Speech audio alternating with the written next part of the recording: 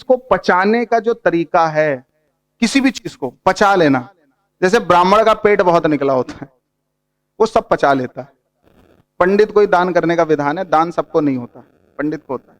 अगर आपको पचाना आता है तो बड़ी पूरक सही है। कुछ लोग ये कहते हैं सर मैं कुंडली इसलिए नहीं देखूंगा कि दूसरों की नेगेटिविटी आती है। ठीक है, तो ये क्या प्रॉब्लम है? मणि पूरक में प्रॉब्लम, आप पचा नहीं पाओगे। अच्छा, सबसे बड़ी एक चीज और है, आपका खाना तक नहीं पचेगा, आप अपना खाना तक नहीं पचा पाओगे। ये मणि, जिसका ये जागृत हो जाएगा वो व्यक्ति खुद भी पूर्ण होता है, अपनी रिक्वायरमेंट्स भी कर लेता है, दूसरों की रिक्वायरमेंट क्या है उसके हिसाब के लिए बहुत बड़ा कुछ कर ले जाता है लाइफ में। ये मणि पूरक की फिलॉसफी है। अगर आप नाभि को देखोगे ना, हम लोग ठंडियों में बहुत क्रीम लगाते हैं, है ना, कि मतलब कोल्ड क्रीम, स्किन क्रीम बहुत लगाते हैं, कुछ का रैशेस आ जाते हैं, फट जाता हो जाता है। उसके पीछे एक बहुत बड़ी जो साइंस है वो ये कि अगर कोई नाभि में सरसों का तेल रोज लगाए तो ठंडी में उसकी स्किन फट नहीं सकती। आपकी पूरी बॉडी के मैकेनिज्म को अगर कोई एक चीज कंट्रोल करती है तो वो है नाभि का प्रोपोर्शन, मणि पूरक।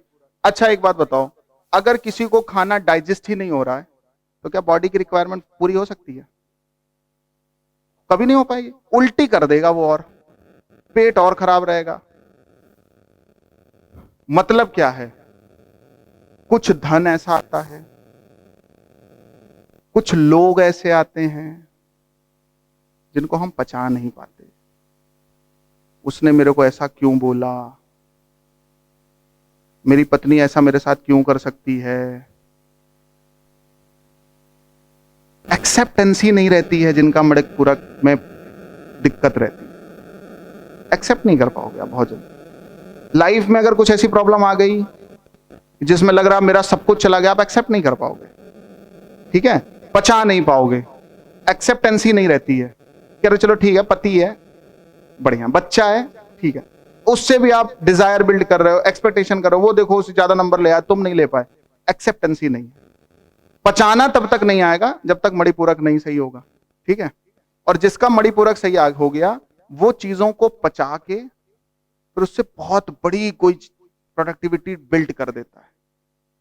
मतलब कंज्यूम करेगा इधर से उधर से 50 जगहों से, और सामने वाले के मतलब का कुछ बहुत बड़ा निकाल देगा।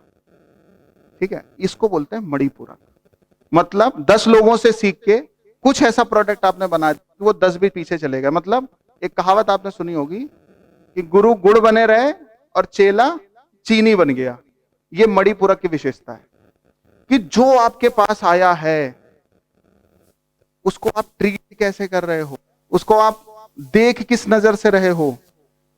ठीक है, और उसकी चीजों को लेके, उसकी प्रॉब्लम को लेके, उसकी चीजों को लेके आप उसको लेके दे क्या रहे हो। ये साधु संतों के पास तो ये कहता है ना कि प्रभु हमारी शादियों कहता है तथास्तु हो जाएगी।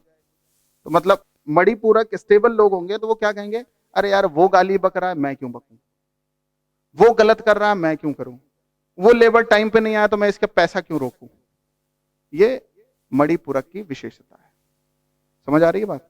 तो जिनका मणि पूरक जागृत होता है वो लोग अपना भी पेट भरते हैं और दूसरों का भी पेट भरते हैं। उनको केवल ये चिंता नहीं है कि आप मेरे पास आओ मेरे को पैसा देके जाओ, उनको ये भी चिंता रहेगी कि जो मेरे से पढ़ने आए हैं, जो मेरे से सीखने आए हैं, उनकी भी लाइफ में कुछ इंस्पिरेशन आए, उनकी भी लाइफ कुछ परिवर्तित हो। ये मणि पूरक की विशेषता होती है। एज एस्ट्रोलॉजर भी ये जागृत करना जरूरी है, एज इन्फ्लुएंसर भी जागृत करना जरूरी है।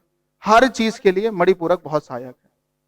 और बताऊं, 7 चक्र हर चीज में आपको स्पेशलिस्ट बना देते हैं, सुपर स्पेशलिस्ट। फिर कोई भी सारे प्रश्न का जो जवाब है वो इन 7 चक्रों में।